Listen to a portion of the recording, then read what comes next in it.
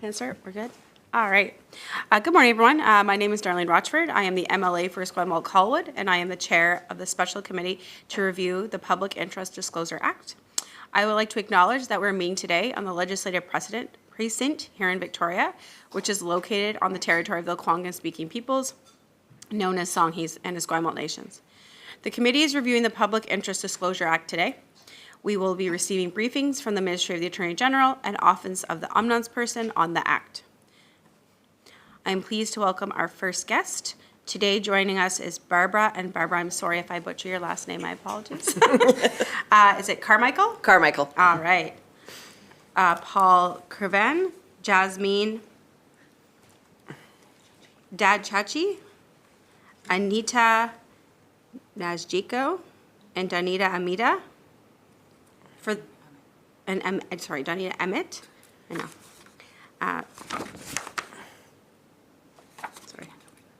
Sorry. Oh, there you go. For the Ministry of Attorney General presentation. Good morning, and thank you very much for the opportunity to present to the committee. I am Barbara Carmichael. I'm the Deputy Attorney General with the Ministry of Attorney General. On my right is Jasmine Dadachanji, who is with our Justice Services branch, and on my left is Dotan Amit, also with the Justice Services branch. Paul Craven is not here with us today.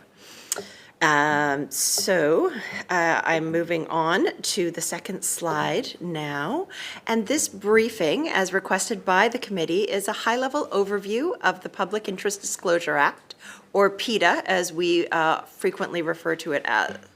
The background to the Act, its scope, objectives, key statutory functions, and legislative changes that have been made to it. This presentation does not include a discussion of any issues or challenges related to the statute and does not include recommendations for changes. If invited in the future, the Ministry of Attorney General would be pleased to return with a more forward-looking submission. So on to the Act's background. So PIDA is British Columbia's whistleblower legislation. It was introduced in 2018 as part of the response to the Ombudsperson's 2017 misfire report into the Ministry of Health employee terminations that occurred in 2012. As you are likely aware, the misfire report concerned the Ministry of Health's investigation into alleged wrongdoing by ministry employees and contractors. The report revealed problems with investigative practices that led to terminations that were flawed, resulting in reputational and other very serious damages to individuals. The Ombudsperson's report recommended that the government introduce legislation that provides for the reporting, assessment, investigation, resolution, and independent oversight of allegations about wrongful conduct within the government of British Columbia. And after an expedited legislative development process, the Act received royal assent in 2018 and came into force in 2019. British Columbia had the benefit of learning from other jurisdictions with whistleblower protections.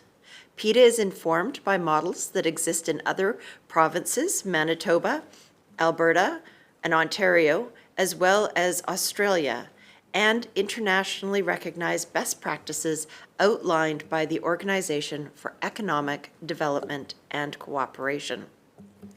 The Attorney General has responsibility for PIDA.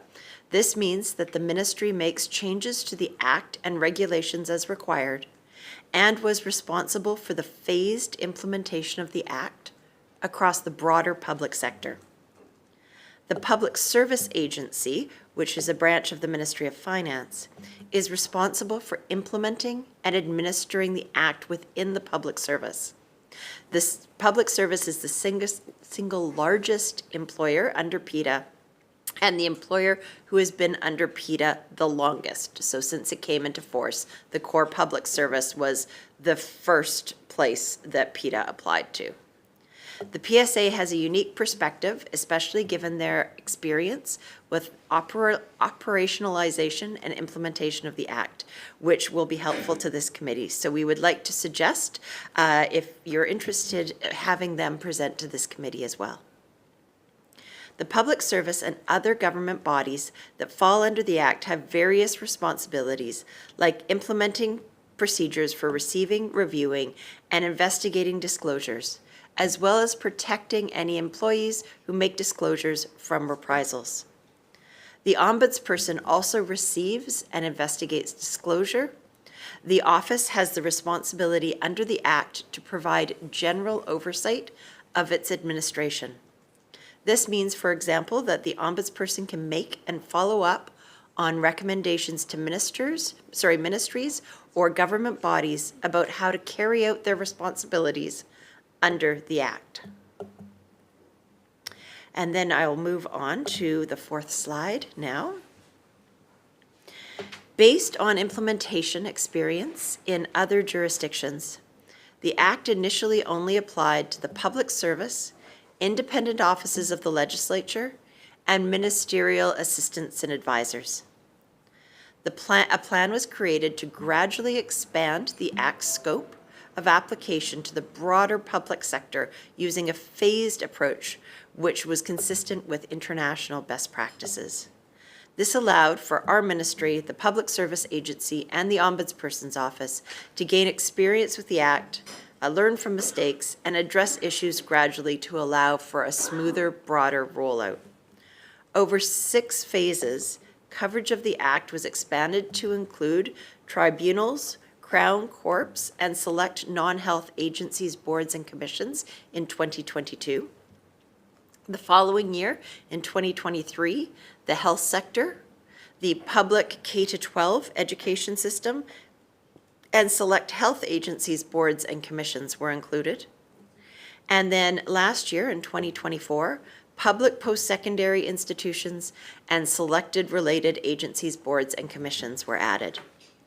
Now that expansion is complete, the Act applies to almost 200 public sector organizations and covers over 320,000 employees. Moving on to the next slide, slide 5. So this is now the policy objectives of the Act. What are we trying to accomplish with this particular piece of legislation? It creates a pathway through which employees can bring forward concerns about wrongdoing while being protected from reprisals and without compromising confidential information. I should emphasize that PETA is designed to complement the many other mechanisms through which employees may report various forms of misconduct, which I'll go into a little bit more detail later. The Act also establishes procedures to ensure investigations maintain the integrity of disclosures and protect employees from reprisals. These procedures address matters like protecting people's personal information, protecting confidential information, how to report outcomes, and other related matters. Ultimately, the Act seeks to promote speak-up culture, where employees feel confident and safe to raise matters of concern. This is designed to improve transparency, which in turn strengthens the public sector's accountability and deters more people from committing any serious wrongdoing. Lastly, the Act seeks to guard against frivolous or vexatious disclosure and to discourage disclosures that do not concern the public interest. For example, isolated instances of bullying, individual complaints of poor supervision, discrimination. We have other mechanisms that are better situated to address those kind of allegations. Moving on to slide 6. So the procedures and protections under the Act are reserved for serious wrongs. The types of wrongdoing are found in Section 7, which is a key section of the Act. And they are listed here on the slide, but briefly, a serious act or omission that, if proven, would constitute an offense under an enactment of BC or Canada, An act or omission that creates a substantial and specific danger to the life, health, or safety of persons or to the environment, other than if such danger is inherent in the performance of an employee's duty or functions.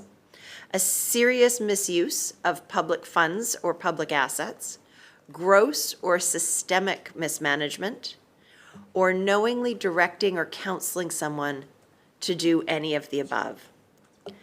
The Act is not intended to be used to disclose inadvertent errors or misconduct that doesn't have a public interest component.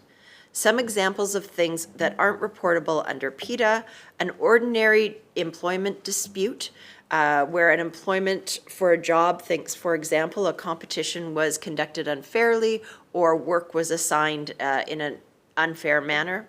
An isolated case of discrimination or improper conduct in the workplace, or a single incident, for example, of an employee misusing a government taxi card for personal use. These issues can be reported and investigated under other mechanisms: the Standard of Conduct, the Public Service Act, the Employment Standards Act, among others. A senior official appointed under the Act as a designated officer or the ombudsperson can decline to investigate if they determine that the information provided by a disclosure does not reveal wrongdoing that meets the threshold established by Section 7. Limiting the application of the Act to situations described in Section 7 ensures that the process and protection available under the Act are reserved for serious wrongdoing. Moving on to slide 7. So the disclosure provisions apply to employees as defined by the Act. And these can be employees of ministries and designated government bodies, such as Crown corporations, independent offices of the Legislature, ministerial office staff, and OIC appointees. Groups of individuals can also be designated as employees via regulation for the purposes in the Act in order to ensure they are captured under the Act and can avail themselves of the protection available. So, for example, tribunal members who usually function in a way that is independent of government, i.e. they don't have a traditional employee relationship, are employees for the purposes of PETA only and not for the purposes of their broader functions. A former employee can also make a disclosure if the wrongdoing occurred or was discovered when they were employed by the ministry, government body, or office. There's also recognition that it can be intimidating to make a disclosure, so the Act provides employees with a choice of venues through which they can disclose. Under Section 12 of the Act, disclosures can be made to designated officers of a ministry, government body, or office, the employee's direct supervisor, or the ombudsperson's office.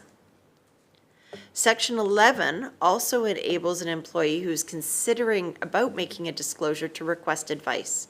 This could be directed to their union representative, a lawyer, the employee's supervisor, the designated officer, or the ombudsperson. Most supervisors are not going to be equipped to investigate disclosures of wrongdoing under the Act. So there's obligations for a supervisor to then provide the disclosure to a relevant designated officer. An employee can also make a disclosure anonymously. They will, however, need to provide information that establishes they are an employee who's eligible to make a disclosure under PETA. Slide 8. This is about making public disclosures. And a public disclosure, so one that is not to the ombudsperson, the supervisor, or a designated official, is possible in limited circumstances. And this is because we need to ensure that sensitive information remains protected. It avoids the release of sensitive information and potentially prevents humiliation or reputational damage to people involved, while still allowing that wrongdoing is properly addressed. So before the Act recognizes that in some rare cases involving imminent danger, there may be a need for someone to disclose publicly. The rules about this are set out in Section 16. There is a standard set there that the employee reasonably believes that a matter constitutes an imminent risk of substantial or specific danger to life, health, safety, or to the environment. If that standard is met, procedures are set out in Section 16, which includes consulting and following the directions of the relevant protection officials. That can be, for example, the provincial health officer, if the matter is health-related, the provincial administrator under the Emergency Disaster Management Act, if it's environmental, or appropriate police force for any other matter. On to slide 9. Other matters, other avenues for disclosing misconduct. So PETA works alongside existing laws and policies to provide comprehensive avenues for employees to report misconduct, ensuring flexibility and the availability of the right tools for each issue. Importantly, while PETA adds to the tools available for reporting, it does not override existing legal or policy-based opportunities or obligations to disclose misconduct. It also doesn't affect reprisal protections provided by those mechanisms. So, for example, the Public Service Standards of Conduct requires employees to report all forms of misconduct, including issues like bullying and harassment. Another example is the Financial Administration Act, which mandates the disclosure of unauthorized expenditures, such as fraud. Moving on to slide 10 and dealing with investigations of wrongdoing. One of the cornerstones of PETA is the requirement to review and investigate disclosures according to the procedures established in advance. Sections 19 and 20 provide that a designated officer or the ombudsperson is responsible for investigating disclosures that they receive. To ensure the integrity of investigations, Section 9 requires that the chief executive of everybody subject to the Act establishes procedures, for example, about how to review and receive disclosures and setting time periods within which actions will be taken. Within the BC Public Service, the agency designated officer is responsible for investigating disclosures. This role belongs to the Assistant Deputy Minister of Employee Relations within the BC Public Service Agency. The investigations themselves are largely carried out by the Public Service Agency's Employee Relations team. This team has significant experience conducting investigations within the workplace. The Act recognizes that designated officers in some organizations, especially smaller ones, may lack the capacity or certain legal abilities to effectively carry out investigations. So it allows a designated officer to request assistance from the ombudsperson for all or part of an investigation. Moving on to slide 11. Another cornerstone of the Act is that employees are protected from reprisals, which is necessary to encourage reporting. Section 31 prohibits a person from taking or counseling a person to take a list of measures, for example, any kind of disciplinary measures, against an employee who, in good faith, made a request for advice, a disclosure, a complaint about a reprisal, or cooperated with an investigation under the Act. Only the ombudsperson has the authority to investigate a complaint about a reprisal. There need only be prima facie evidence to initiate an investigation of whether a reprisal occurred. This is meant to be a low threshold. In practice, it means that the evidence required to trigger an investigation is quite minimal in circumstances of an allegation of a reprisal.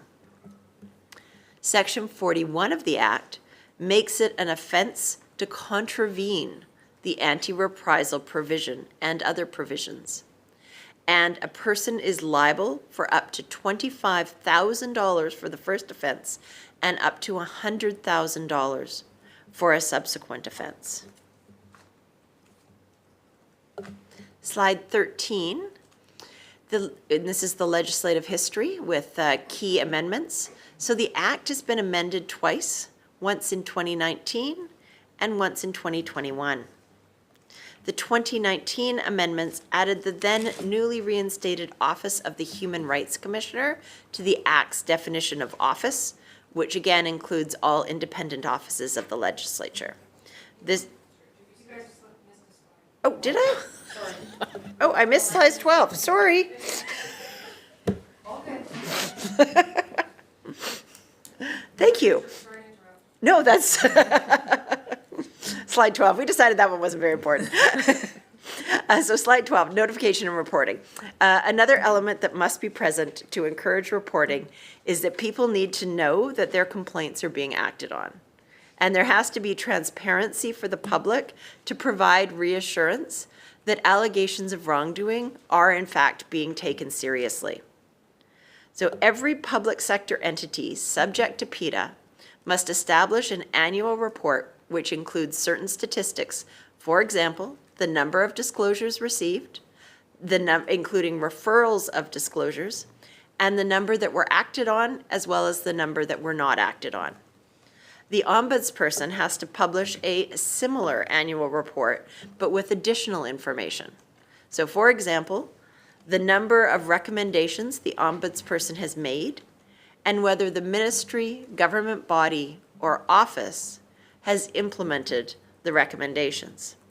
There's also a requirement for the ombudsperson to notify a person who made a disclosure about a decision to begin, refuse to begin, or discontinue an investigation about their disclosure. The ombudsperson also has a requirement to notify the chief executive of the relevant public sector entity. Now I will move on to slide 13. So in 2019, as I mentioned, the Act was expanded to also apply to the reinstated Office of the Human Rights Commissioner. And then there were also amendments to Section 3. Section 3 establishes that by default, the Act overrides confidentiality provisions found in other legislation. This ensures that employees aren't unduly prevented from disclosing a serious wrongdoing and that they can benefit from PETA's protection. Prior to the amendment, the section only applied in relation to other acts. The word act has been struck and replaced with enactment, which is a broader category, as enactment includes statutes, regulations, and other legislative instruments. The other sections were amended to align, amended consequentially to align with this change. And then finally, the amendments strengthened reprisal protections for employees and contractors. Sections 31 and 32 previously stated that a person must not take or direct others to take a reprisal against an employee or contractor solely or only by reason that they had participated in an act which is protected under PETA. The words solely and only were struck out because they were interpreted as weakening the reprisal protections by making them not apply when an adverse measure was only partially taken because of reprisal and may have been partially taken for some other matter. Sections 31.3 and 32.2 were also added to clarify that adverse measures taken for the purposes of managing or terminating an employment relationship, contract, or agreement are not prohibited as reprisals as long as they are not taken because of the person's participation in a whistleblowing activity. So the whistleblowing itself cannot stop an otherwise justified termination, for example, of a contract or the employment relationship. On slide 14 is the second round of amendments, which came in 2021. They made several clarifications and addressed matters related to notification, reporting, governance, and protections. There were many amendments. I will walk you through the highlights. The term advice was added to the definitions, and amendments were made throughout the Act to make it explicit that requesting advice about PETA and not just going through with a disclosure is a protected act. So the protections kick in at the point someone approaches somebody else for advice about a potential disclosure under PETA. Section 31 was also amended to improve protections. It clarified that it is prohibited to take a reprisal against an employee on the basis that they previously made a complaint of a reprisal. Section 25, which provided that a certain powers and protections from the Ombudsperson Act apply to investigations conducted by the Ombudsperson under PETA. That was repealed, and its contents were moved ahead in the Act to Section 3, subsection 3. The amendments also created better consistency between PETA and the Ombudsperson Act by disapplying inconsistent or redundant provisions related to proviso protections and the Ombudsperson's statutory immunity. Moving on to Section 21, it was amended to require the Ombudsperson to notify the Chief Executive, rather than a designated officer, of a decision to investigate the Chief Executive's ministry, government body, or office. This is to ensure that the person ultimately accountable for responding to any recommendations that come out of a report is involved in the process, starting from the original notification of the investigation. Section 22 was amended to clarify that the Ombudsperson must refuse to investigate or stop investigating if a disclosure relates primarily to the exercise of an adjudicative function of a court, tribunal, or other statutory decision maker. This was done to protect the independence of these adjudicative decision makers and to recognize that PETA should not be used to investigate matters that have already been dealt with as a matter of law in a more appropriate forum. Section 27 was amended to provide that under the reporting procedure for investigations, the Chief Executive does not get a full copy of the report on an investigation and may only receive a summary report if they were initially alleged to have participated in or ultimately have found to have been responsible for a wrongdoing. This made it so that the Chief Executive is treated in the same manner as any other wrongdoer and only gets a summary of the Ombudsperson's report. Section 41 sub 5 was amended to increase the limitation period for prosecuting an offense, so such as the reprisal provisions we discussed a few minutes ago, from the default 6 months to a full 2 years. And the last section I'm going to highlight is Section 48. It was amended to ensure that the authority to prescribe reasons not to investigate disclosures is broad enough to also allow for prescribing reasons not to investigate complaints about reprisals. This was done in response to the Ombudsperson's experience that by the time they received a complaint of reprisal and assessed it, there's a likelihood that the 6-month limitation period had already expired. So those are the opening remarks, the end of the briefing, and we are happy to answer any questions that you may have.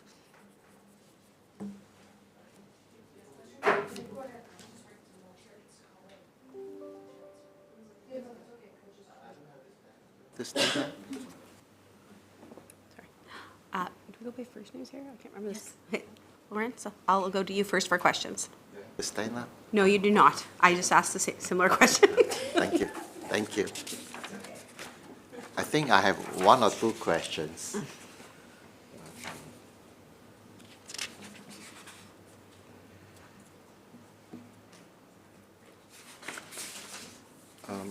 On page 8, on page 8 of the presentation, can you give an example of an imminent substantial danger?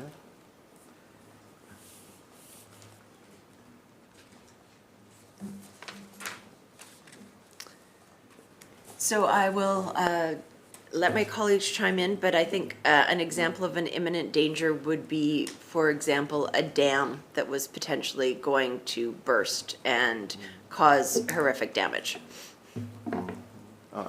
Any other example from your colleagues?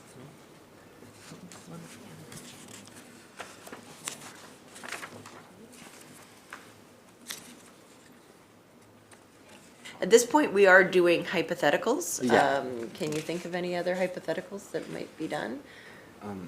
Yeah, it's kind of hard to predetermine. Yeah, potential would be maybe something like, you know, dealing with an avian flu outbreak that was, you know, not being properly disclosed or addressed. I see, okay. That's really designed to be incredibly serious, that have some real potential life-threatening or environmental disaster. Or maybe, maybe I can give an example. Maybe someone is trying to blow up a bridge, you know, things like that. If that was, for example, something that someone became aware of through their Yeah, employment yes. and it was not being appropriately treated, that is possible, yes. Yeah, okay. Yeah. My next question is on page 11. I missed the section 4. Page 11, point number 4, with regards to the penalty, and you mentioned section 4 subsection. I missed the subsection. Section 41 Oh, is section- the provision that makes it an offense to contravene the anti-reprisal provisions or other provisions. Okay, good. And then on page 13, again, I might have missed, you mentioned 2 sections. Is it section 31, subsection 3, and section 32? 32 subsection 5? subsection 2, Oh, okay, 32 subsection 2. yeah, and 31 subsection 3. Okay, good. And maybe one last question. Oh, no, I think that's all. Thanks, Lawrence. I'll go to Jennifer next. Thanks. I have several questions, so maybe I'll ask one, and then Rosalind, did you have questions as well? Yeah. So maybe we'll, okay. Just remember through the chair, folks. Thank you. So many of the other offices have a no wrong door policy. So if someone comes forward to disclose, that if you're not or the PETA legislation, pardon me, is not the appropriate venue, they're redirected. So we've talked a lot about what's included, what's not included. Is there training, is there mechanisms within this process for people to be redirected to a more appropriate venue for disclosures or complaints?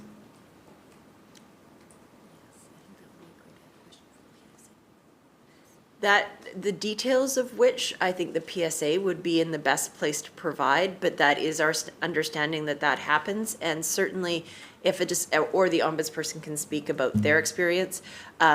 If as sort of a chief executive of a ministry, someone came to me and I would have an obligation, not just because it was the right thing to do in a no wrong door, but to report any wrongdoing that came to my attention independently, for example, under the Financial Administration Act or the Public Service Act. Thank you. And I think this is just a follow-up really to that question, is we've discussed that there's a lot of layers and a lot of ways that people can report, and one of them is to their direct supervisor. And you mentioned that sometimes there's not expertise in order to investigate what could be a complex or like long-standing complaint. Is there, again, this is another, perhaps a better question for the PSA, but is there like standard training for supervisors? Is there like I'm looking for a training module. Like how do people have consistent implementation when they receive a complaint? How do they even know that they're not qualified to investigate?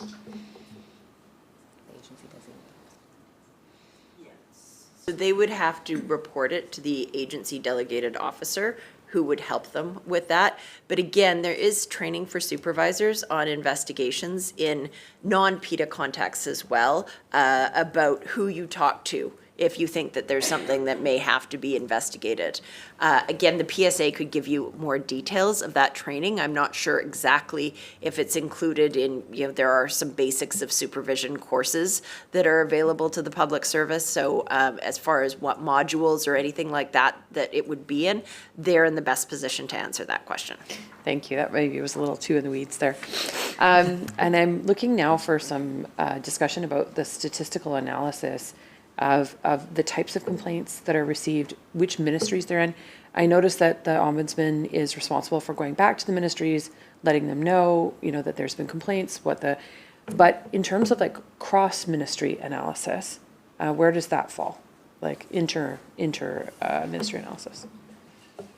As far as if there's an investigation or a report that impacts 2 or 3 ministries, is that what you're thinking of? I would say that would be included, but also a conversation about the number and the type of complaints compared between ministries, the volume of complaints year over year, the time of resolution of complaints, the things that would be most usefully compared between different ministries.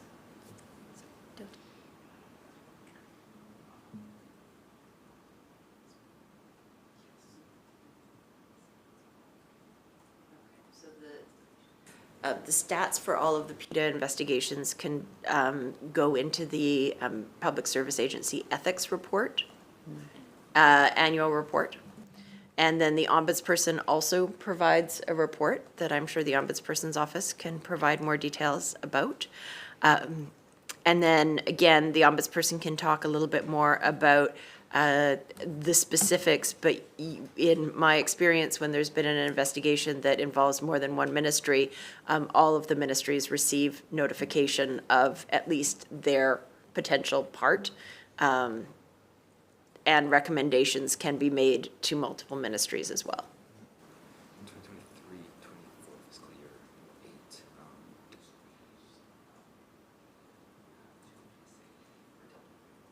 Sorry, so in 2023, for statistics, disclosures of wrongdoing, there were 74 disclosures dealt with by the office, the ombudsperson, 8 dealt with by the PSA, and 16 dealt with by health authorities. And then in findings of wrongdoing for that same year, 1 from the ombudsperson, 0 from the PSA, and 1 from the health authority. Thank you. And you mentioned the employee relations team deals with the bulk of the cases that are coming forward. The ones that are investigated internally within the public service. Yeah, thank you.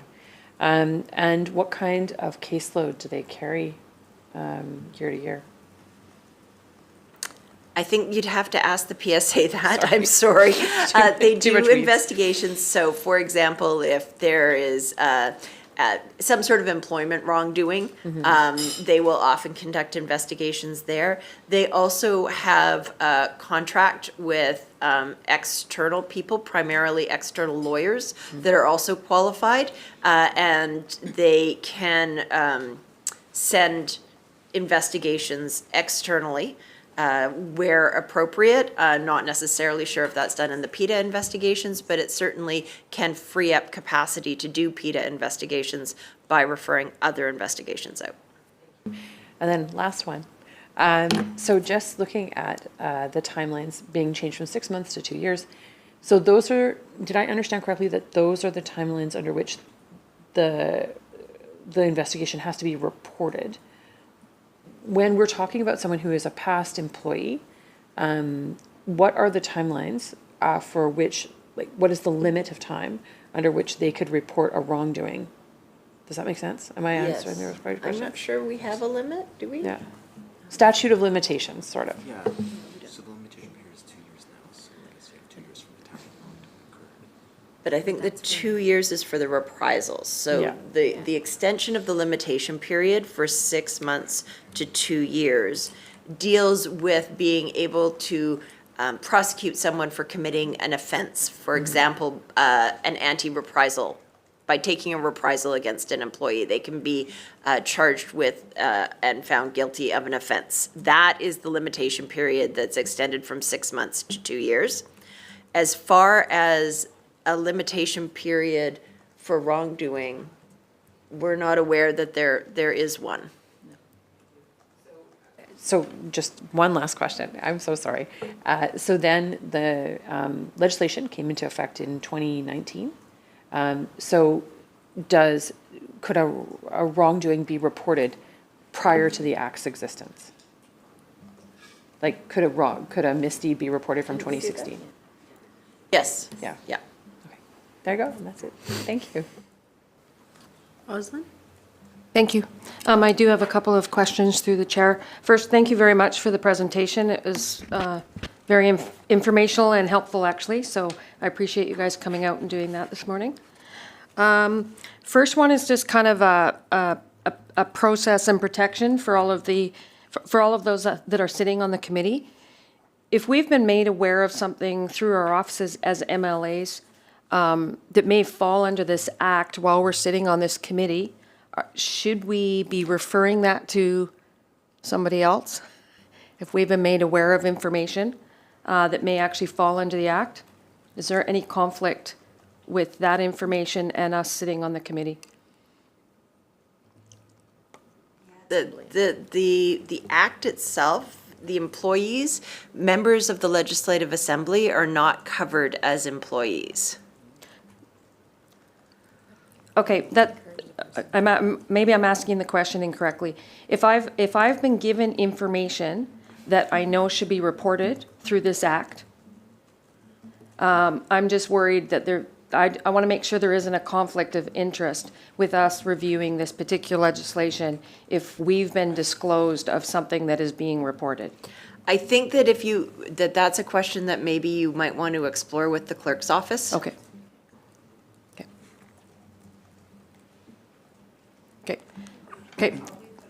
Okay. Second question slide 12. Does that report, do everybody on page 4 do annual reports?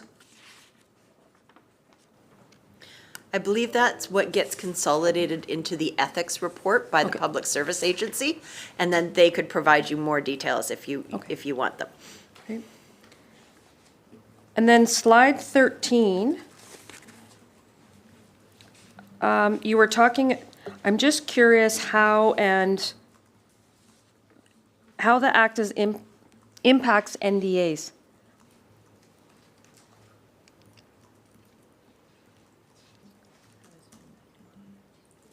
Can you give me an example? Because I certainly think that the act is designed so that an NDA should not in any way prohibit someone from making a disclosure.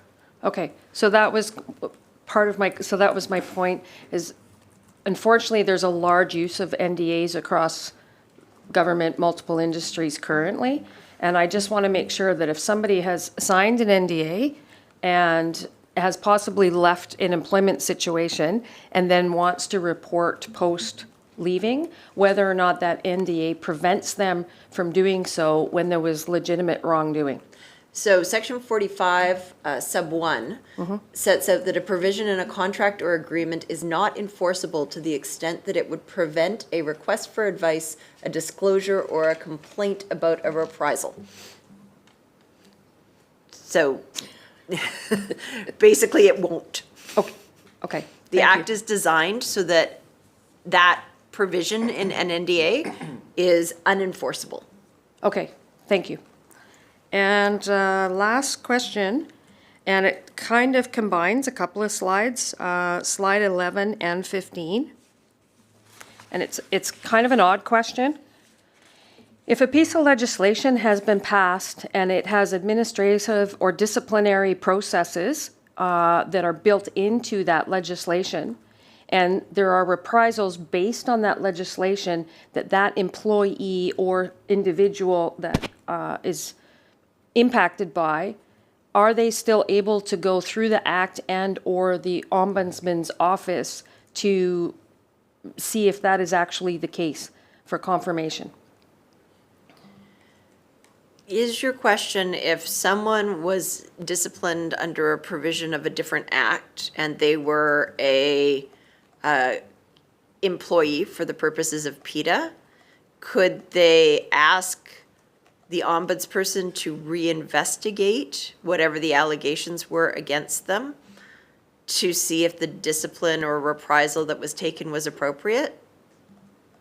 Yes, but what I'm speaking about specifically is I'm thinking about a specific piece of legislation that has some significant disciplinary and/or administrative processes built into it, that many of the peoples impacted by that legislation do not feel are appropriate and/or.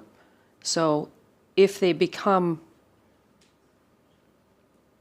So I think it would depend. There are provisions that do say if a matter has been resolved appropriately in another forum, that the PETA Act is not an appellate body, for lack of a better word. However, if they made some sort of allegation of the administration of that other act that fell into the definition of serious wrongdoing, then that potentially could be the subject of an investigation. thank you. Lawrence? Thank you. On slide 7, I don't know whether I'm repeating Jennifer's question, but my question is with regards to a former employee. So is there a timeline for a former employee to make a disclosure? Is it 6 months to 2 years? I'm a bit confused there. So is there a timeline for a former employee? We're just checking right now, so Oh, okay. just if you could give us a minute, please, just okay. to take a look.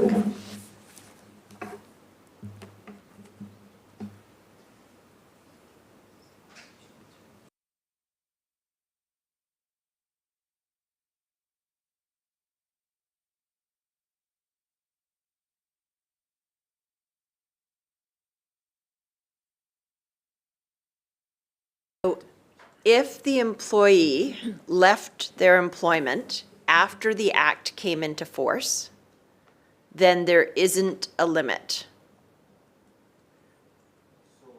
The former employee, for instance, can make a disclosure like maybe 5 years later or 8 years later, that kind of thing. There's nothing in the act that prevents that. However, I think that the length of time of the disclosure, the evidence available, that may all go into whether or not an investigation proceeds or whether or not the disclosure can establish the serious threshold that's necessary before to proceed. But someone who left government in, say, 2012 would not be able to report on something that happened before they left. Yes. Okay, good. Maybe one more question. Again, on slide 7, disclosures can also be made anonymously. In your record, let's say we go back 1 or 2 years, 2024, 2023. Do you have a record of how many disclosures that were made anonymously? I'm just kind of curious. I think that the PSA and the ombudsperson would be able to answer that question from how many that they have received. I am not aware of the specific numbers of complaints that have been received anonymously. Any further questions for this committee? All right, I'd like to thank you for coming in your presentation. Thank you very much for having us. And we'll just take a 5-minute recess, folks.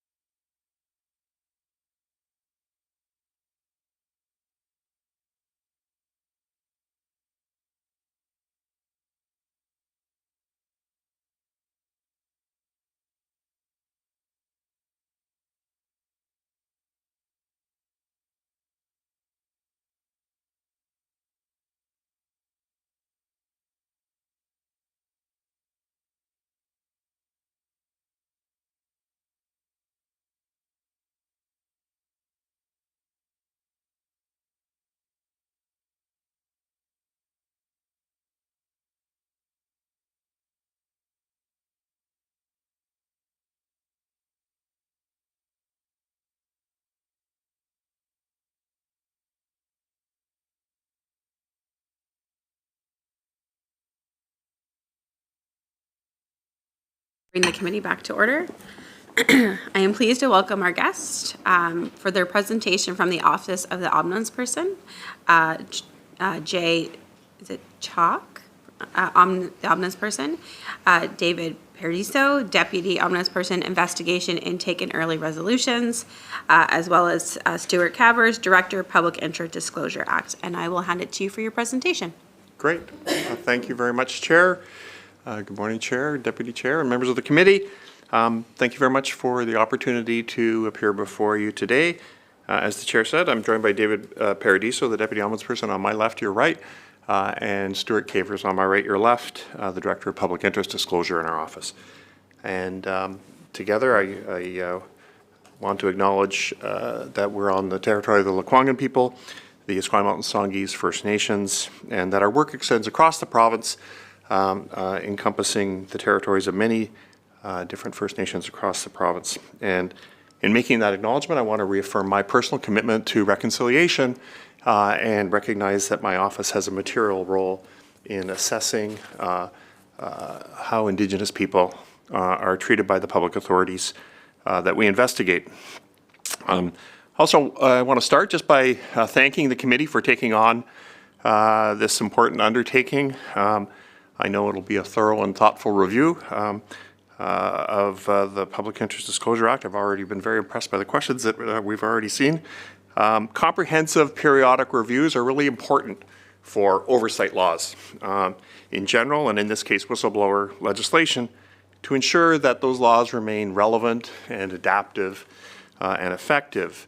And the role of legislators when one is dealing with oversight laws as opposed to the executive branch of government is particularly important. I want to thank the Deputy Attorney General for starting things off this morning with her overview of the Act. I'm sure that's been very helpful. We'll endeavor to minimize overlap, but there's a little bit of that that's probably inevitable. Before turning to our specific role under PETA, I want to just briefly introduce our broader mandate. The Office of the Ombudsperson is an independent office of the Legislature. We carry out our work impartially and confidentially, ensuring fairness in public administration for all British Columbians. And for the past 45 years, we've been investigating complaints about unfair treatment and systemic issues in public services under a 1977 law, first known as the Ombudsman Act, now the Ombudsperson Act, making findings and providing recommendations aimed at resolving immediate problems and preventing future harm. While we're a relatively small team, we punch above our weight. Under that Act, our oversight under the Ombudsperson Act extends to over 1,000 public bodies across the province. And where I believe it's in the public interest, I have the authority to issue public reports, such as when a public body does not respond adequately to an investigation we're conducted. Turning now to the Public Interest Disclosure Act, also known as PETA, and our more recent mandate under that Act. As you know, PETA is BC's legislative framework for ensuring public sector employees can disclose serious wrongdoing safely and without fear of reprisal. It promotes transparency, accountability, and organizational integrity. Our office's work under PETA involves 4 interconnected functions. First, we provide confidential advice to potential disclosures. Present and past employees often seek guidance on whether their workplace concerns qualify as wrongdoing, what protections are available, and what the process entails. Wrongdoing under PETA includes significant breaches of trust, serious misuse of public funds, gross mismanagement, and threats to health, safety, or the environment. Second, my office investigates disclosures of serious wrongdoing after a 2-part assessment, confirming jurisdiction and determining whether an investigation is warranted. We investigate serious matters to uncover the facts and recommend either localized or systemic improvements where needed. Third, our office investigates complaints of reprisal. We're the only office with authority to investigate allegations that an employee has faced adverse consequences like demotion, termination, or harassment for making a disclosure or cooperating with a PETA investigation. And fourth, we assist public bodies with their internal investigations. Senior officials can seek advice from our office on effectively managing investigations, including best practices. For example, designated officers, who are specially appointed individuals the primary contacts for employees seeking to make internal guidance or intending to make a disclosure have explicit responsibilities, such as providing confidential advice, protecting the confidentiality of disclosures, and managing and conducting investigations in accordance with specific procedures that are required by the Act. If a public body faces challenges such as potential conflicts of interest or insufficient resources to investigate properly, they have the option to refer the disclosure directly to us for investigation. So turning to slide 3, the choice model. That brings me to an important foundational principle behind PETA, this notion of choice. We believe that effective whistleblower protection is not just about enforcing legal standards. It's about nurturing an organizational culture where integrity, openness, and trust are truly valued. The choice model is central to that goal. It ensures that public employees have a choice about how they can raise concerns about wrongdoing. Employees can choose to report internally within their organization or externally to our office. Reporting internally allows organizations to respond swiftly, drawing on their deep operational knowledge of their own organization. Reporting externally offers the protection of independent oversight that we bring, free from internal pressures.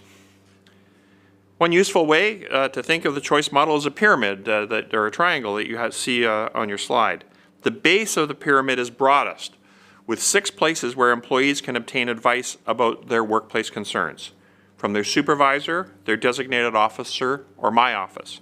But the Act also authorizes them to seek advice from their union, employee association, or from a private lawyer. So in total, 6 different options. Moving up the pyramid to disclosures of wrongdoing, there are 3 routes for a current or former employee who wants to do that. Internally within the organization to their supervisor or designated officer, or externally to my office.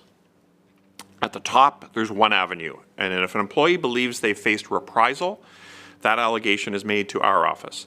This maintains the highest possible standard of impartiality and protection in those sensitive cases. The choice model strengthens employee trust and helps foster a stronger, more ethical public sector culture.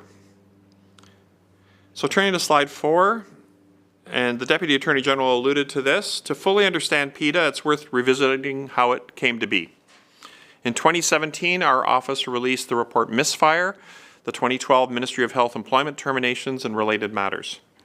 This investigation was about how the Ministry of Health mishandled the wrongful dismissal of several employees and contractors after concerns were raised about pharmaceutical research in and relating to the ministry.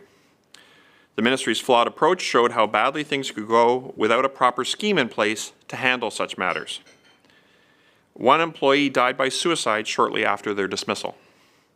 At the time, BC lacked a clear, consistent framework for protecting employees who reported concerns about serious wrongdoing. Policies were inconsistent, legal protections were fragmented, and employees who spoke up faced significant risk. There was an absence of procedures for how investigations were to be conducted. We recommended in recommendation 32 of that report that government follow Canada and most provinces by introducing comprehensive public interest disclosure legislation to establish clear standards for disclosure, investigation, resolution, and independent oversight.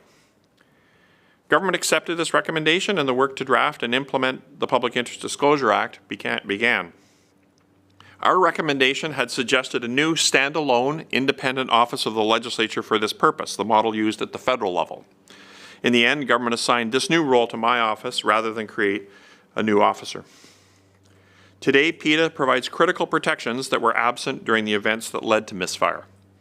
It's a powerful reminder of why continuous improvement and strong oversight remain essential. Turning to slide 5. Turning now to PETA's implementation, I want to highlight both the foundational work led by the Ministry of the Attorney General and the role of our office played in supporting the successful launch of the legislation. Following the release of Misfire, the Ministry of the Attorney General led the policy development to create the legislation. And while we respect the undertakings we made regarding our involvement in the legislative drafting process, I can speak about our broader role in preparing for PETA's rollout.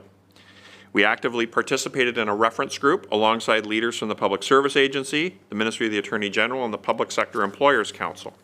Together, we discussed critical questions, including whether PETA should be introduced across the entire public sector at once or rolled out in phases, and if the latter, which sectors should be prioritized.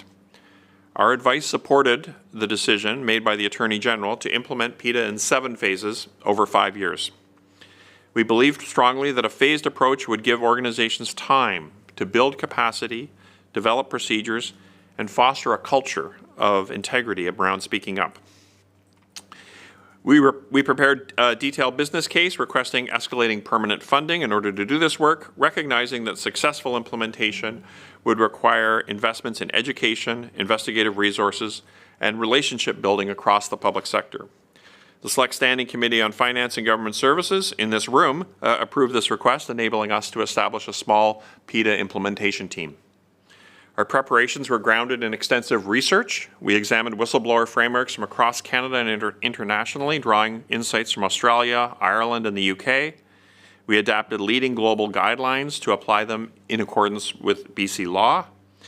We referenced the Canadian Standards Association Whistleblowing Systems Guidance and met with its lead authority, Sandy Boucher, to obtain perspectives on policy and procedure. We reviewed the work of the Centre for Free Expression at Toronto Metropolitan University, and we consulted with Canadian academic experts, including Professor Carol Boydell from Kwantlen Polytechnic University. BC was the last province in Canada to pass whistleblowing legislation, so the lessons from our colleagues in provinces across Canada and at the federal level were particularly helpful. By learning from their real-world experiences, both their successes and the challenges they faced, we gained crucial insights into what approaches worked best and where obstacles tended to arise. Drawing from these lessons, we developed an operational practice grounded in recognized best practices and careful interpretation of the legislation. We developed a trauma-informed, fair, and proportionate approach to intake, investigation, and follow-up under PETA, one that acknowledges the significant step disclosures take when coming forward and ensures fairness to all parties involved throughout the investigative process. We continued to collaborate closely with the Ministry of the Attorney General and the Public Service Agency throughout the stages of implementation, especially the early ones, including operational planning, supporting consistent messaging across the public sector, developing training materials, and identifying areas where legislative amendments could strengthen the Act. These preparations ensured that we were ready, not just to conduct investigations, but to support the public sector in creating the culture and conditions necessary for PETA to succeed. So turning to slide 6, regarding phase 1 initial implementation, when PETA officially came into force, it first applied to core government, and this included about 35,000 employees across all the government ministries and the offices of the Legislature. Implementation of PETA within core government was a collaborative effort between our office, the Ministry of the Attorney General, and the Public Service Agency. And from the outset, we stressed the importance of maintaining consistency in messaging, interpretation of the Act, and operational procedures, critical for building employee trust. We jointly developed and delivered comprehensive training programs tailored to specific audiences. General employees were trained on their rights and responsibilities under PETA. Supervisors received specialized instructions on how to handle disclosures appropriately, and executives, including assistant deputy ministers who serve as ethics advisors, were provided additional leadership-focused training on their role in fostering a speak-up culture. And I want to acknowledge the work that government did in that regard. For the offices of the Legislature, we created an ongoing forum where the designated officers, all deputies, could discuss ethical practices, share challenges, and learn from each other. We worked to enhance our intake and triage systems internally so that public sector employees who contacted us received timely, supportive, and confidential service. We also identified areas where the legislation could benefit from early clarification and worked with the Ministry of the Attorney General to propose amendments, as you heard from the Deputy Attorney General. And those took place in 2019 and 2021. The Phase 1 rollout set a strong foundation both operationally and culturally for the broader application of PETA across BC's public sector. Turning to slide 7. Following the success of Phase 1, the Ministry of the Attorney General announced in July 2021 the staged rollout of PETA across the broader public sector. The schedule is ambitious, but necessary to ensure manageable implementation across hundreds of diverse organizations. It was also taking place, as you may recall, during the pandemic, which made implementation more challenging and probably meant that it was about in my view, probably about a year late in getting going on phase 2, et cetera, but completely understandable. Here's how the subsequent phases unfolded. Phase 2, which took place in April 2022, was applied to agency boards and commissions, including key regulatory bodies, and this added about 1,500 current employees. Phase 3, later that year in December, Crown corporations and other public entities added 18,000 current public employees. Phase 4 in June 2023 added the health authorities and related health organizations, which was a major expansion covering large and complex organizations, and that added 126,000 more current employees. Phase 5 later that year added the K-12 school districts and related educational organizations. That added a further 78,000 current employees. Phase 6 in June of last year added some post-secondary institutions. That added some 21,000 then current employees. And Phase 7 in December of last year added the major research universities of the province and WorkSafe BC, and that added a further 38,000 current employees. So by the end of 2024, and as it stands now, just under 1/3 current public sector employees across nearly 200 public sector organizations, plus tens of thousands, if not hundreds of thousands of former employees, have disclosure rights under PETA. This represents really a remarkable ninefold expansion from the 35,000 employees covered in Phase 1. Throughout the phased rollout, our office assumed a lead role in providing training, support, and guidance to newly covered organizations in Phases 2 through 7. Given our direct role supporting employees, developing training, and assisting with implementation questions, we proposed that our office serve as that primary support, and government agreed. While it was the logical step for us to take, knowing that we would be the ones involved with those organizations on a go-forward basis, it was a big responsibility for our little office.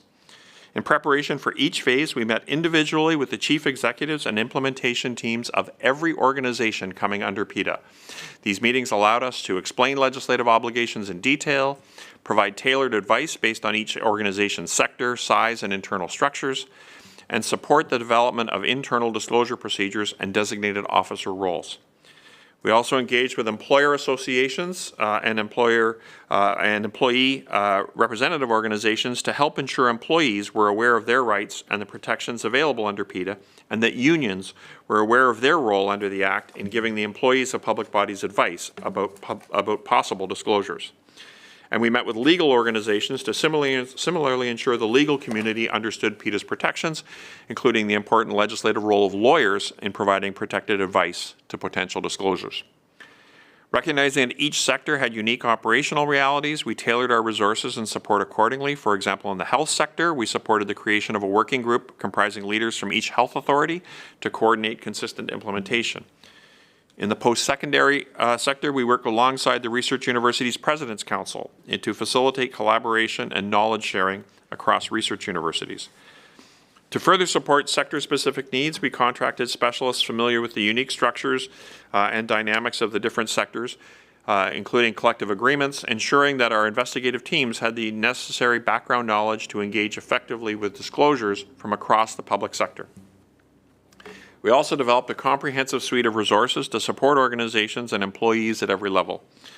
To further educate the public sector, we began hosting an annual PETA conference, bringing together employers, academics, whistleblowers, and advocates to engage in broader aspirational discussions about ethical leadership, whistleblowing culture, and the challenges and risks faced by those who speak up. The annual conferences provided important spaces for reflection, learning, and shared commitment to public sector integrity. Through these initiatives, our goal was to present the implementation of PETA as a transformative opportunity to strengthen ethical leadership, accountability, and public trust across the public sector. I'm now going to ask David and Stuart to outline some of the learning resources that we developed. David? Thank you, Jay. To support organizations and employees in the long term, we developed an extensive range of online resources specifically tailored to the different roles under PETA. Our dedicated PETA website acts as a centralized hub, offering to chief executives checklists for successful PETA implementation, including critical responsibilities both during and after the rollout. For designated officers, we have an 80-page detailed toolkit featuring everything they need to conduct an appropriate assessment and investigation, including templates, checklists, guidance on maintaining confidentiality, how to draft findings, and step-by-step investigative best practices. For supervisors, we have practical guidance documents and confidentiality tips to help supervisors handle disclosures appropriately and sensitively.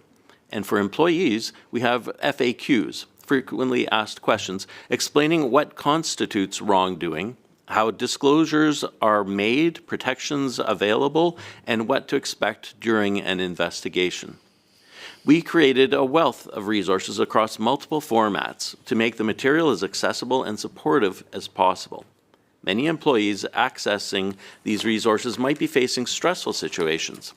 So plain language, clear, user-friendly guidance were non-negotiable. All resources were designed with the long view in mind to build institutional knowledge that could sustain a positive culture of speaking up, well beyond the initial implementation phase. I'll turn it over to Stuart to talk about the actual hands-on web-based courses we have developed. Stuart. Great, thank you, David. Slide 9. A key cornerstone of our education and engagement efforts was the creation of Speaking Up Safely, Your Rights and Responsibilities under BC's Public Interest Disclosure Act. It's a free, interactive, 1-hour e-learning course developed specifically for employees, both current and former, working under PETA's jurisdiction.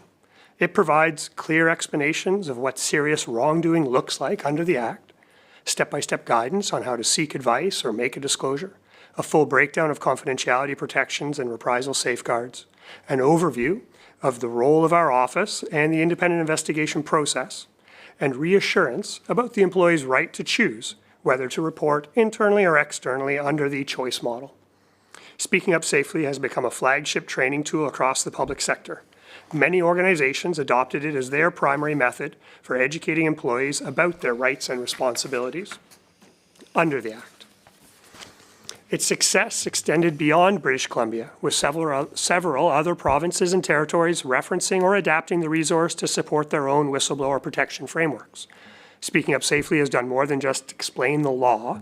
It's helped demystify whistleblowing, address common fears, and reinforce that employees have strong, meaningful protections in BC. Building on this success, we also created a 30-minute supervisor webinar offering targeted training for supervisors about how to respond to advice requests and disclosures under PETA.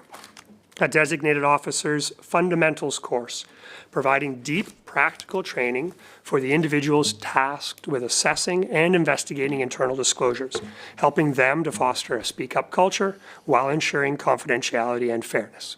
I'll turn it back over to Jay. Thank you, Stuart. Thank you, David. Our office has become a national leader in supporting whistleblower protection across the public sector.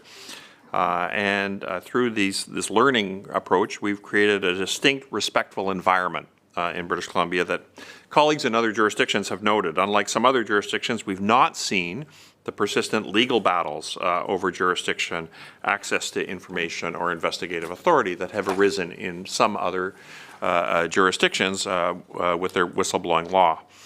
This success was not accidental. It was built through consistent, proactive engagement, working collaboratively with employers, unions, employer associations, and legal organizations well before PETA came into force for each sector.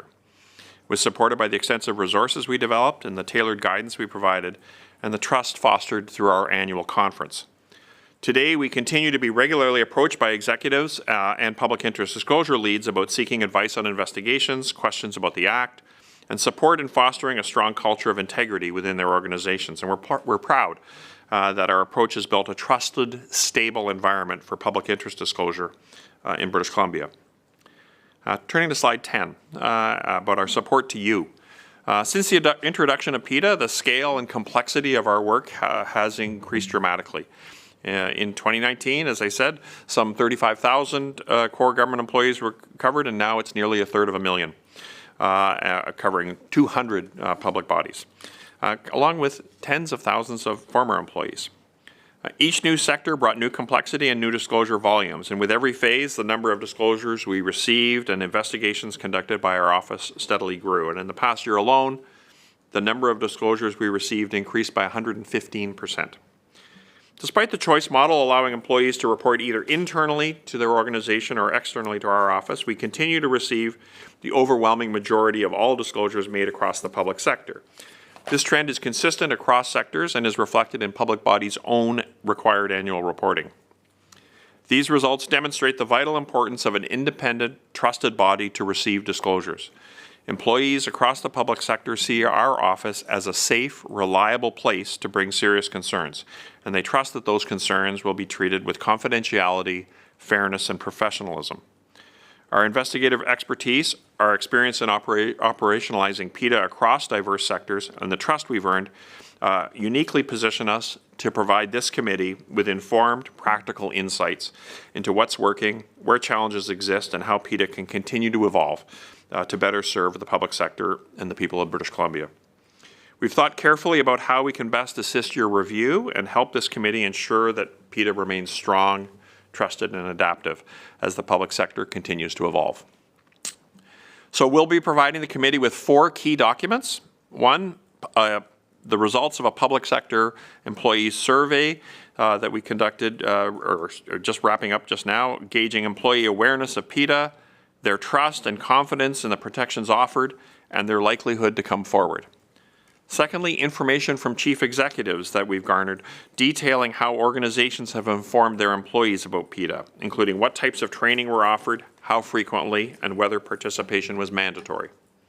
Third, an operational review summarizing our experiences managing disclosures and investigations over the past 5 years, including case summaries, trends identified, and data on disclosure types and employee demographics. Fourth, and based on our experience under the Act, our recommended amendments to PETA consisting of focused suggestions to align PETA more closely with related legislation, improve clarity, and enhance its effectiveness. We're offering these resources not as abstract observations, but really as grounded practical insights drawn from the day-to-day realities of operating under the Act over the past 5 years. As you conduct your review, you will likely examine whistleblower frameworks across Canada. It can be instructive to learn from the experiences of other jurisdictions, but some caution is important because laws are not identical. While most jurisdictions have similar core definitions of wrongdoing and some form of independent oversight, significant differences exist. I'll give you some examples. In Ontario, the Integrity Commissioner mainly oversees internal investigations but does not typically conduct them directly. In Manitoba, any member of the public, not just employees and former employees, can make disclosures.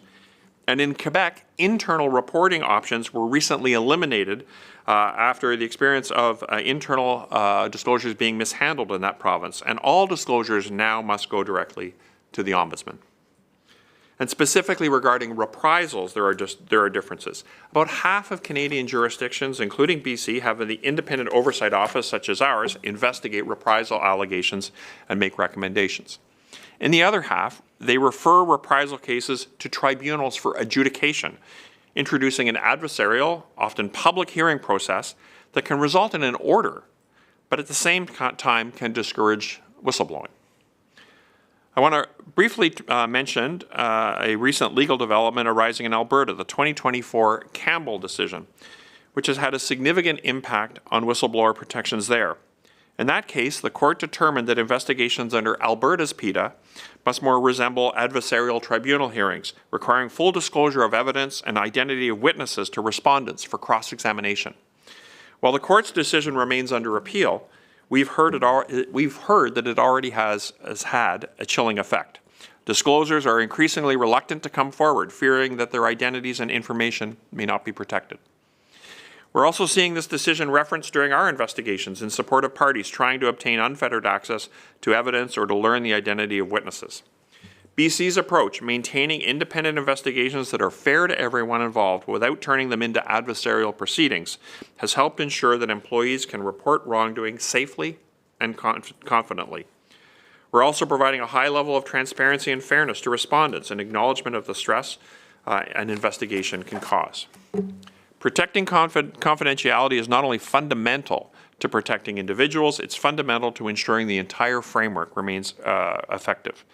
BC's model focused on independent, confidential investigation without adversarial hearings has been a major strength. We've avoided the chilling effects seen elsewhere where disclosures fear that confidentiality will not be maintained.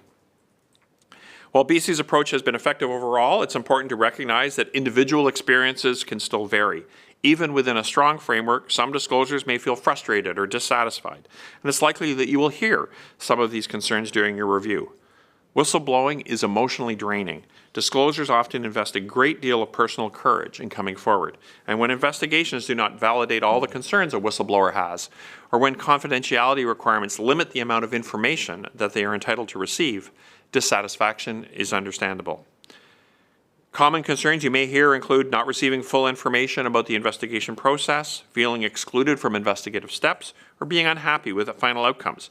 And it's important to emphasize that these frustrations, while valid from a personal standpoint, are not necessarily indicative that the system has failed. PETA requires that we investigate allegations impartially, weighing the evidence carefully and confidentially.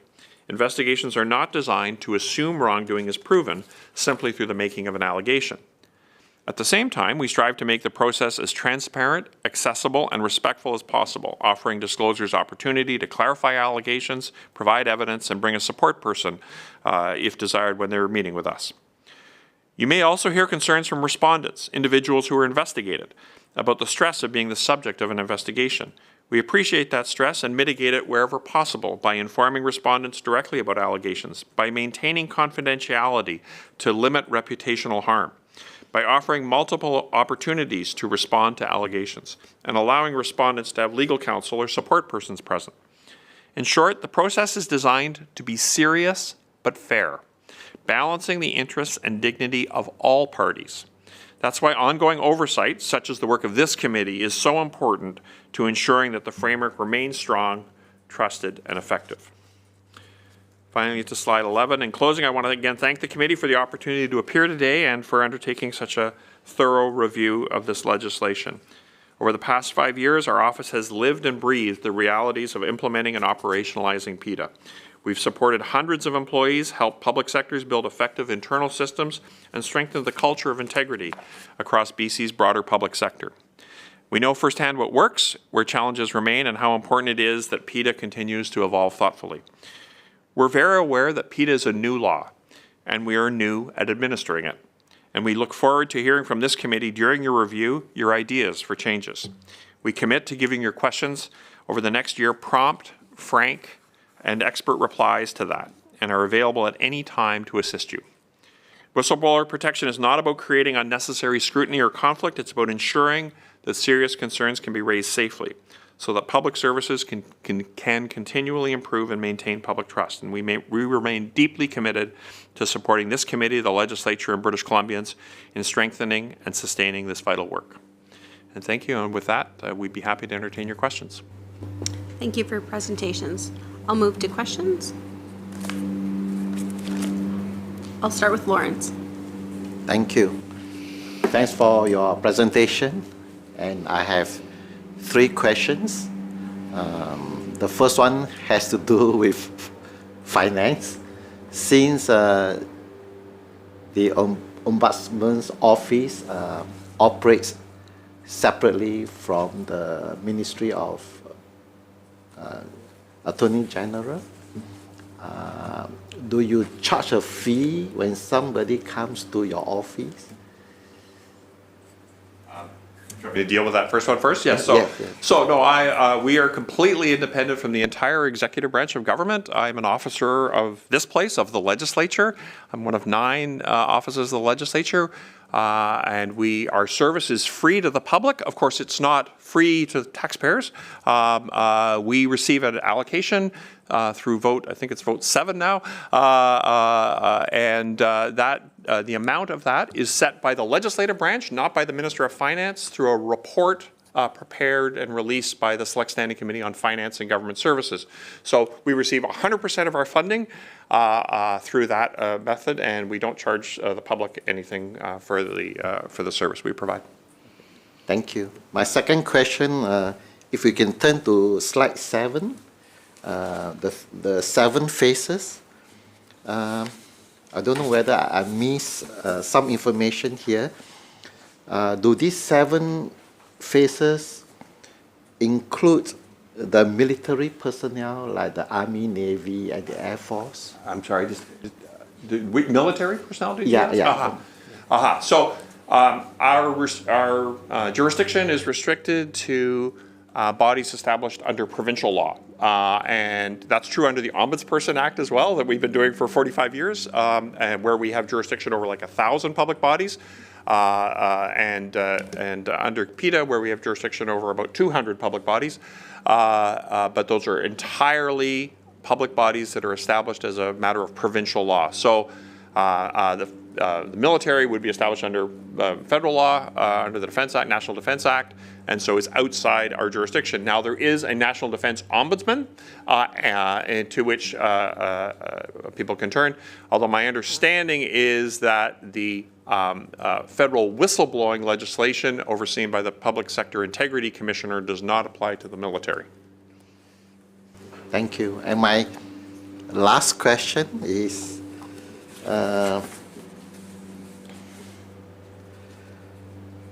so do you have statistical data for the last 3 years, 24, 23, 22, with regards to disclosures that were made anonymously? I'm sorry, that which? That disclosures were made anonymously? Anonymously, yes. Since PETA started, we've had 47 anonymous disclosures, going back to when the Act first came into force in 2019. Out of 382 disclosures, which would be the total volume of disclosures over that period of time, so about 12% of disclosures are anonymous.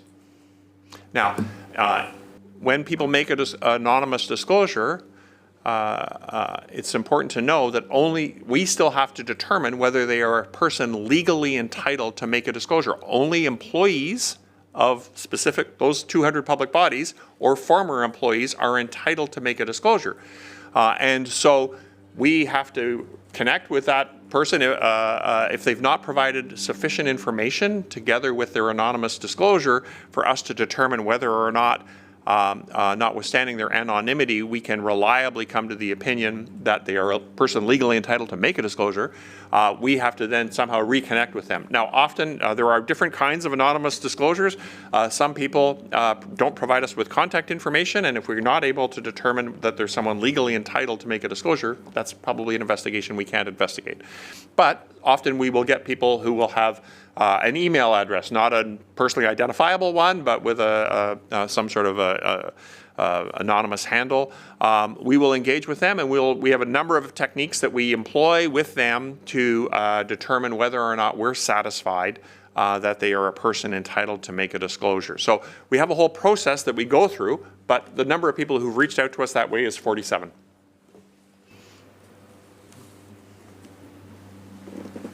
There you go. Rosalind? Thank you, Chair. I just have a follow-up question on that, based on some of the information that you provided. Has your office seen a change in either non-anonymous or anonymous disclosures with the ongoing Alberta court case? No, I don't think we've seen an appreciable change in the trend line around around that. I think really the comment about the Alberta law is probably in a different, I'm not sure of awareness among public officials or public employees here, even that that case law even exists. But so we haven't seen really any change in profile that we are aware of. Jennifer? Thank you so much. Thank you for your presentation. Always good to see you again, Jay. So how many of my questions from the last presentation should I re-ask again? Whatever you like. I could see you in the back going, oh. But maybe, yeah. But maybe what I'll do is I noticed that you're going to be offering us up one of the reports, the chief executive approach, the operational review of the work. And one of the questions I asked in the last presentation was about examining trends across ministries and across government. Not necessarily when the complaint is into ministries, but comparing, like, for instance, knowledge of the Act within different ministries, the level, the type, the number of complaint, comparing those between ministries. Is that going to be covered in the operational review of the work? So our, one of the other documents that we'll be providing you is the result of a survey that we're just wrapping up, the report for which it's been in the field, that's closed, and we're just wrapping up the report. A survey of ministry employees about awareness about the Act and trust in the Act. So that's really, focused on their confidence that the Act will operate in a way that works for them if they become aware of something that could constitute wrongdoing. So that'll be another, report, and hope that meets the, what's underlying your question. If not, it's certainly possible through the course of this committee's work. If we have information that we're able to provide, if it's specific information, say specifically related to one particular public authority, such as the Government of British Columbia or a health authority or Crown Corporation, probably those questions would be best directed to them. But we will know what we know based on some of the work that we've done, and also we do pay a lot of attention to those public bodies' public reporting. So they have some public reporting obligations under the Act. It's relatively limited, but we can certainly share what we're able to glean from that. Thank you. And I think a little bit of a follow-up to that one. We know that across different ministries, different bodies, different sectors, there's certainly different turnover rates in terms of employee retention, new employees coming in. And that is a challenge in terms of creating a consistent workplace culture that, both understands their, their obligations and their opportunities under PETA. So how are we responding to that? And that specifically, that higher turnover rate in some sectors, but also how are we going to measure, like what metrics are we using to measure culture? I see we're going to do a public employee survey. I'm looking forward to that. But how are we measuring our success in terms of creating culture? It's a wonderful question. I think that we have tried to bring an approach that obviously it's important for public bodies to comply with PETA. Legal compliance is kind of the base, but we've really very much tried to stress that that's insufficient. It is very much about creating a positive speak up culture. That there's lots of literature about that. I will say that leadership of those public organizations is critically important. I have been encouraged that as PETA came into force through the various phases, we've seen some very good messaging from public sector leaders to their staff. I think that is heartening to see that. But as you say, people change over time, and so culture becomes the really the driver, I think, of confidence within an organization. If people are around the water cooler telling positive stories about having gone through an experience where they saw something wrong and they spoke up and something was dealt with internal to their organization, that's a real positive reinforcement of culture. If those conversations are go the other way, then it's not likely. I would think that the next time something comes up that someone's going to make an internal disclosure, and so we very much believe that most public sector leaders probably would prefer that staff feel and believe that concerns will be dealt with within their organization appropriately and professionally. And so, we have said to public sector leaders, it's probably in your interest to try and create that culture that values and reinforces for staff that speaking up internally is the best way to go. How we measure that is probably something that I should do some reflecting on before answering your question, and I'm happy to come back at any point. But I do think that, each organization for sure is different. The kinds of metrics that you might see in some organizations are going to be different just because the culture itself is different in those organizations. We do. I think I would like to see more internal disclosures made and less resort. I wouldn't say less, but less proportionate resort to us necessarily. One of the things that does happen in ministries itself is the workforce engagement survey every 2 years. Ministries, staff of ministries participate in a survey organized by BC Stats. It's done in very in anonymous fashion. There are questions in the work engagement survey that might be worth probing with the Public Service Agency around confidence in, knowing where to go, for example, when I see something that's wrong in my organization. So that's one indicator of some metrics and might be worth exploring with government. And I think you were very specific about that it is employees of the public service, of the specific agencies that are under the PETA mandate that are covered. I would be remiss, though, if I didn't ask, if an employee was, if someone was the employee of a contractor, working on like a public contract, but they had a private sector employer, would they be covered under PETA? So that's a great question, and something that I will foreshadow. You may see us have a comment on when we get time to making suggestions around amendments. The theory, in defense of the current legislation, the theory is that, as the Deputy Attorney General said, the theory behind whistleblowing legislation for employees is it provides a pathway that's legal for them to breach what would otherwise be a breach of their employment obligations because they have common law duties and sometimes statutory duties of confidentiality and loyalty. And so this allows them to disclose, notwithstanding, there's a particular pathway that they can disclose, notwithstanding those other legal obligations. So that applies to employees and applies to former employees because in the public sector context, those confidentiality obligations survive even for people who no longer work in the public sector.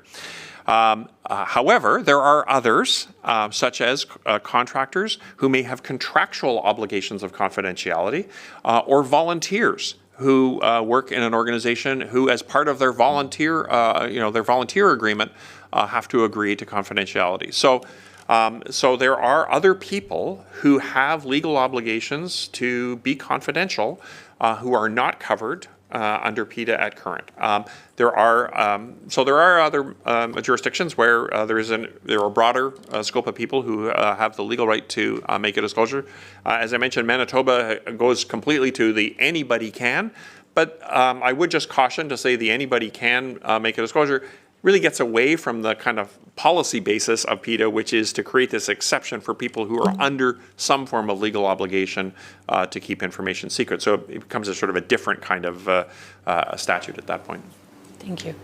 And I have more questions if you Can I want. follow up to your question? Yes. I just want to ask a follow-up. Does this apply to Crown Corporation employees that way also be in that situation? Yes, it does. Currently it does? Yeah, Okay. so Crown Corporations were in phase three.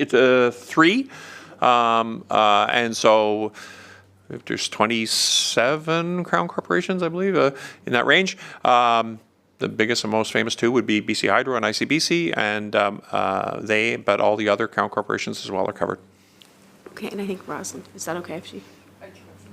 Follow-up to you. Yeah, Rosalind, go ahead. Thank you. I have a follow-up also through the chair. So page 10, and you guys are talking about the phases. So I'm assuming that originally there was only the 2 to 7 phases? So the 2 to 7 are the phases that the Attorney General announced in July of 2021. Okay. And as far as we know, that's the extent of coverage under the Act. I also may have something to say about that in our amendment suggestions. But at current, there are no more announced expansion. There is no more announced expansion coming. Okay, so that takes me to my next question, actually.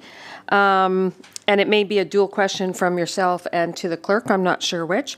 Has there been consideration for other and/or all elected officials that may not currently fall under this act that do in fact spend public funds and/or taxpayers' dollars that have not currently been phased in?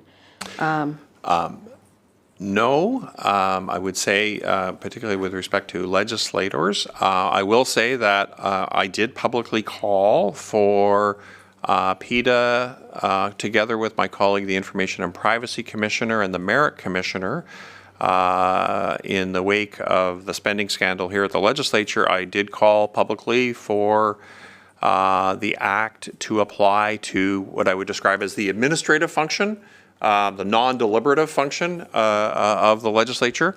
And at the time, the government House Leader indicated that the change would happen. It hasn't happened yet. The Legislature has instituted a number of workplace policies to mitigate, and I'm sure the clerk would be happy to speak to those, to mitigate the risks that had existed in the past. My view is that independent oversight is still always a good idea, but that would not, and our proposal did not, try to apply PETA to legislators themselves. Through the chair, so I'm a better example, municipalities. So mayors, councillors, they spend public funds, they collect public funds, well, not directly, but indirectly. And my understanding is they are not currently covered under the Act. So if that's something that we wanted to consider as a committee, does that need to go through the Ombudsman's recommendations, or is that something that can be added to our committee oversight? So we will be returning, as I mentioned, one of the documents we're going to be returning with is a set of amendments that we would urge the committee to adopt and include in its report. And I'm also on the public record as having said that I generally take the view that the coverage of PETA should be the same as coverage under the Ombudsperson Act, and we do have coverage over local governments, regional districts, waterworks districts, local improvement districts, hundreds of them under the Ombudsperson Act. I would generally take the position that that same coverage should apply under PETA, because as you say, they're spending public dollars and independent oversight. If an employee thinks that something is wrong, ensuring that can apply as well. Moving on to Jennifer. And so your investigations, as you just mentioned, are not adversarial proceedings.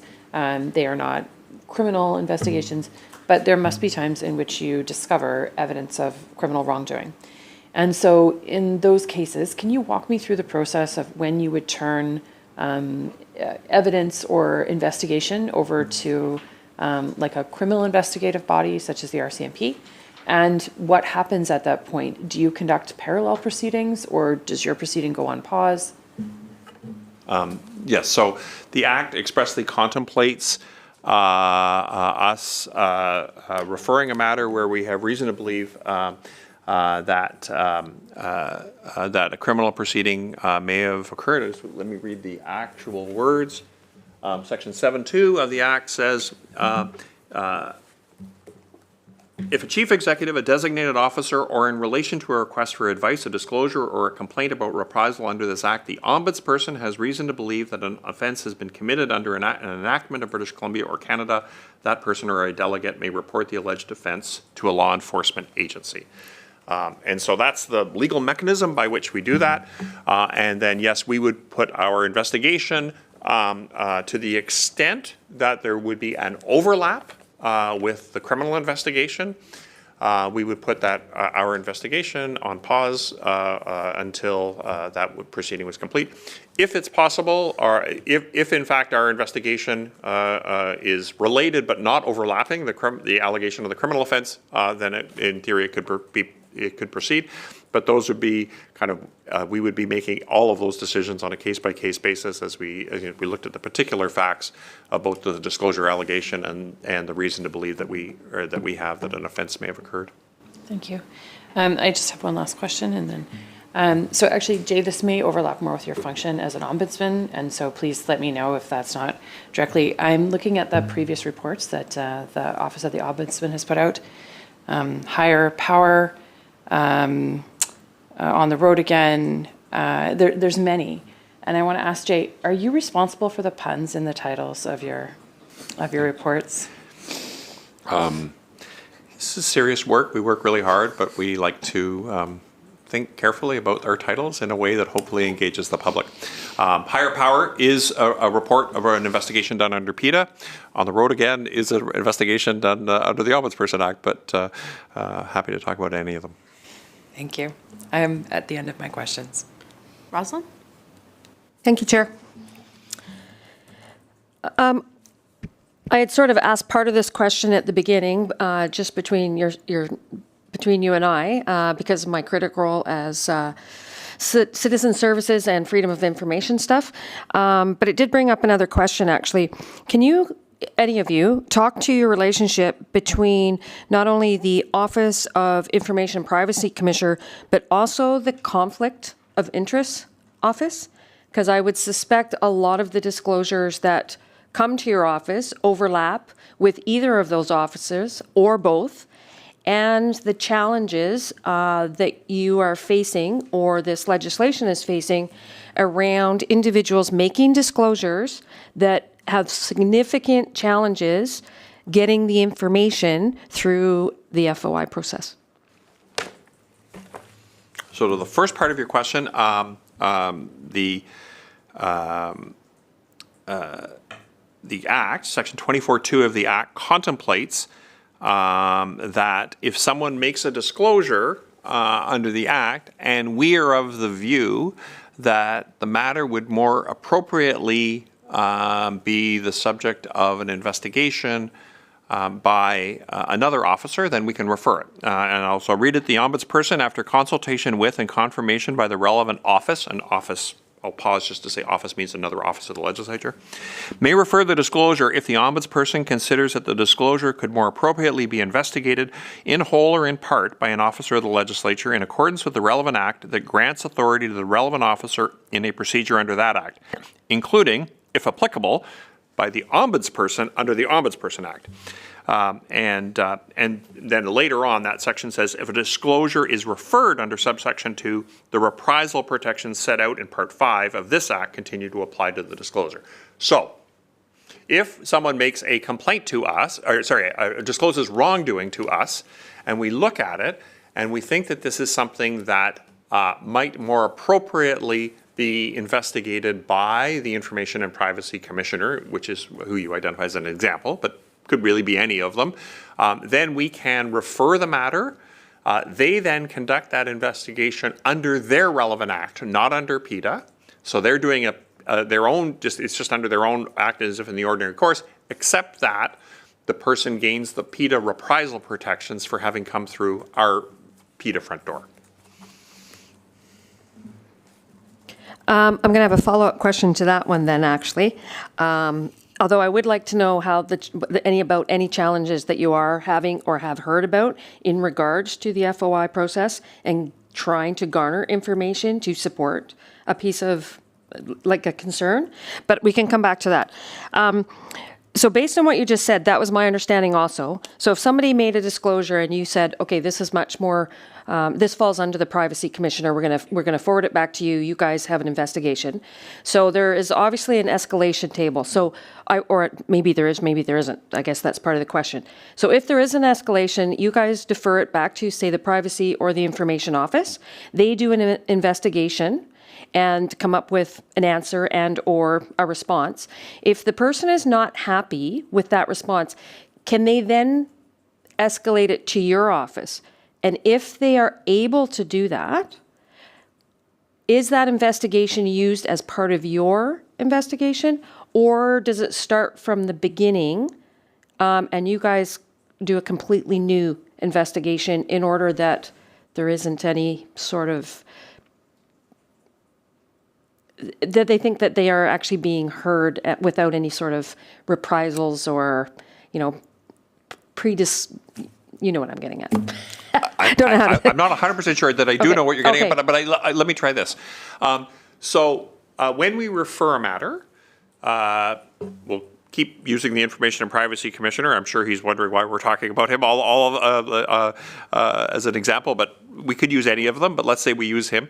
If we refer a matter to his office, he's conducting that investigation under his relevant statute, not under PETA. However, if in fact, as a result, and I think this is what you were sort of asking, if in fact, as a result of having come to us with that allegation of wrongdoing that we thought more properly could be dealt with under the FOI Act, if as a result there's then an allegation of reprisal, that comes to us, and we would conduct any relevant reprisal investigation. What we would not do is we would not be conducting, if I can put it this way, an appellate investigation under the Freedom of Information and Protection of Privacy Act. He's the sole determinant of that.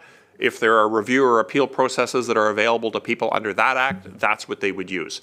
So our role would purely be with respect to any suggestion that there was a reprisal as a result of coming to us with that case in the first place and it ending and us having referred it over to the Privacy Commissioner. Okay, so if I understand correctly, and I just want to make sure that I did, if any public service employee makes a disclosure, and if it falls under another office, and it doesn't matter which one, we'll just, and there's no, the conflict of interest commissioner is not in trouble. It's just, it was just an example. But if somebody thinks that something was done that falls under that act, they do an investigation. I just want to confirm, if the person that made that disclosure originally was not satisfied with that investigation, there is no mechanism for them to forward it to your office. Not under PETA. Okay. Right? There may well be mechanisms under those statutes for some sort of reveal or review process. I hope I've answered your question, but I think that would be, as best as I can understand, that would be the answer. And last question, which is grossly uncomfortable, and I apologize in advance for it, but I literally got asked last week. What happens if somebody has a complaint against the Ombudsman's office? The Act contemplates, so the Act applies to officers, to offices. There are 9 offices. I'm one of them. And so the Act contemplates, if there is an allegation of wrongdoing, that people can make an internal disclosure through our process as well, but they can also make an external disclosure. That external disclosure is to the Auditor General. So the Act specifically contemplates that someone may make an allegation of wrongdoing, and that would go to the Auditor General, and all the other provisions of the Act then apply to the Auditor General when carrying out the Act. So they are actually carrying out what we do when people make external disclosures about any of the other public bodies. They carry it out specifically if there's one about us. Okay, thank you. Meant no offense by that question. Okay. I appreciate it because I actually didn't know the answer either, so it was good. Okay, any further questions from the committee? Great, thank you guys very much for your presentation. Thank you for having us. We take a 5-minute recess. And we'll take a 5-minute recess and return.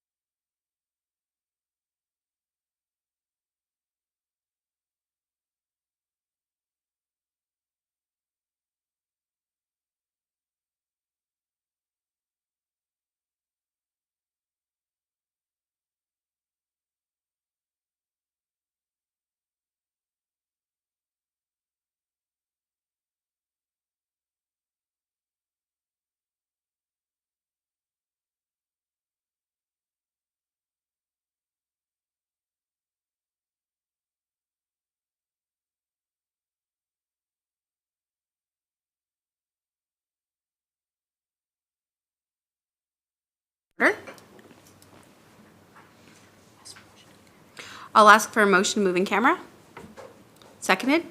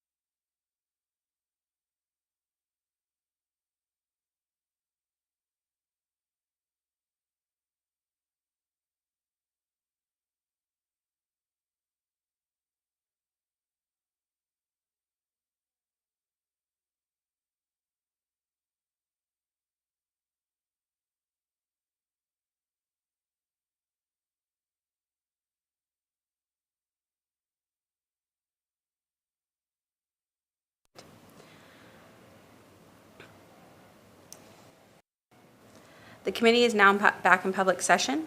I'd like to thank everyone for their engagement in today's meeting.